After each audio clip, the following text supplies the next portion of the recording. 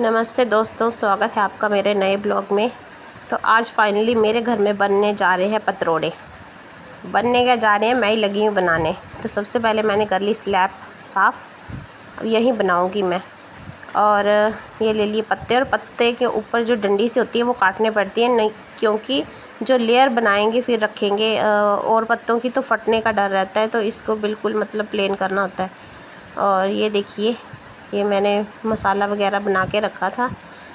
तो मसाला मैं ऐसे आपको बता देती हूँ कि मैंने दाल भिगोई थी, उड़द और चने की दाल भिगोई थी, और थोड़े से चावल। क्योंकि बेसन के भी बन जाते हैं पतरोड़े, लेकिन बेसन के मैं इतना ज़्यादा पसंद नहीं करती। एक तो वो गर्म भी लगते हैं और ऊपर से टेस्टी भी नहीं लगते। तो मुझे अब ये वाले मतलब दाल भिगोए हुए पतरोड़े खाने की अब आदत पड़ चुकी है, और यम्मी भी लगते हैं, तो हम ऐसे खाते हैं। और पुराने ज़माने में मक्की के आटे की बनती थी पतरोड़े, तो वो भी अच्छे होते थे। लेकिन अब जैसे जैसे मुझे लग रहा है कि आज के टाइम में मैक्सिमम लोग जो दाल के पतरोड़े पसंद करते हैं। मैंने बड़ी मुश्किल से ब्लॉगिंग की थी।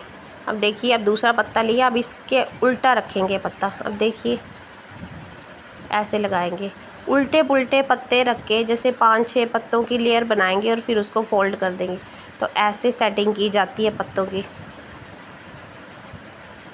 और मुझे पतरोड़े बनाने में बड़ा मज़ा आता है। मैं मतलब शादी भी नहीं हुई थी जब मतलब इतनी ज़्यादा भी नहीं बड़े थे, छोटे थे, 6th 7th 8th में। तो जैसे मम्मी ने बनाने पतरोड़े, तो मैंने भी ऐसे चाव से ऐसे ऐसे सीख गए हम।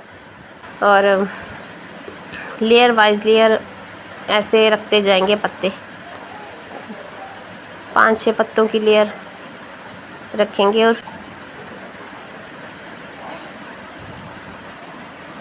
साथ साथ में इनको भी हैंडल करना पड़ता है।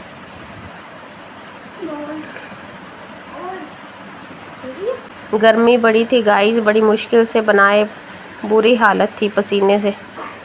और हम जब पतरोड़े बनाते हैं तो हम 3-4 पतरोड़े इकट्ठे बना के रख लेते हैं, और फिर उसको मतलब 4-5 दिन लगा के खाते रहते हैं। जब खाना हो तभी फ्राई करेंगे।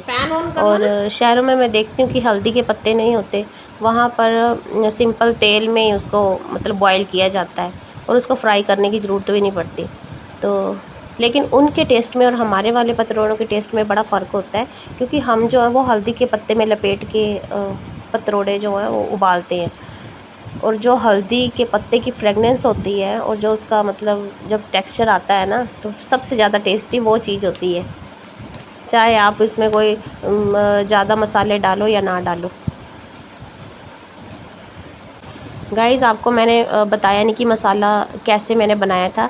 और अगर आपको मतलब जानना है कि हम किस तरह से मसाला वगैरह बनाते हैं पतरोड़े के लिए, तो मुझे कमेंट कर देना। तो मैं उसके लिए मैं अलग से एक मतलब इसकी पूरी रेसिपी आपको बताऊंगी कि कैसे हमारे यहाँ पतरोड़े बनाए जाते हैं, क्या क्या डलता है उस मसाले के अंदर, और कैसे कैसे बनता है। तो मैं आपको प्रॉपर वीडियो बता दूंगी, क्योंकि यहाँ पर मैं देखती हूँ कि मैक्सिमम लोगों को पता ही है कि कैसे पतरोड़े बनते हैं। पर हाँ, ये बात अलग होती है कि अलग अलग जगह पर अलग अलग तरीका होता है बनाने का। हमारा तरीका अलग है, कांगड़ा वालों का तरीका अलग है, मंडी वालों का तरीका अलग है, और हमीरपुर वालों का तरीका अलग है, चंबा वालों का तरीका अलग है। तो ये फ़र्क होता है।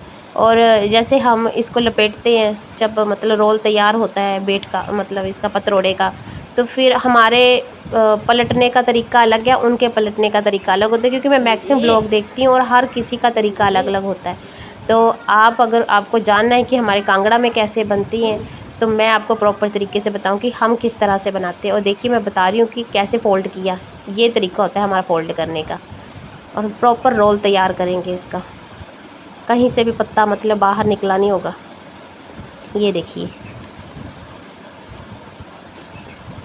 हमारे यहाँ ये टेक्निक है, ऐसे फ़ोल्ड करेंगे। अब इधर भी मसाला लगाएंगे थोड़ा सा, ये देखिए।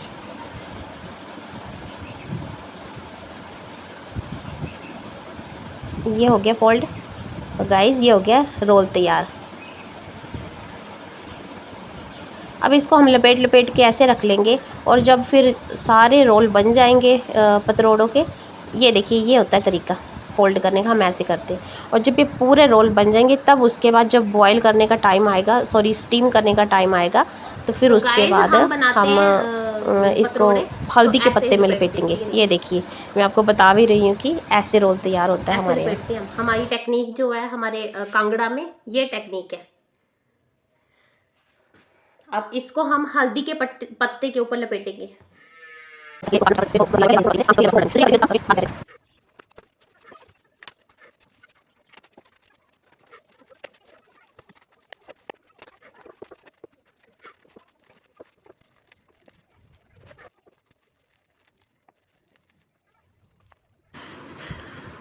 तो यहाँ पर मैंने पतरोड़े बना लिए हैं, मतलब लपेट लिए। ये हल्दी का अब इनको हम और ऐसे इसको लपेटेंगे 2 पत्ते लगाकर। अब इसको धागे से बांध देंगे। हल्दी के पत्ते का पूरा फ्लेवर आएगा इसमें। तो एक बन चुका है और ऐसा दिखता है हल्दी का पत्ता।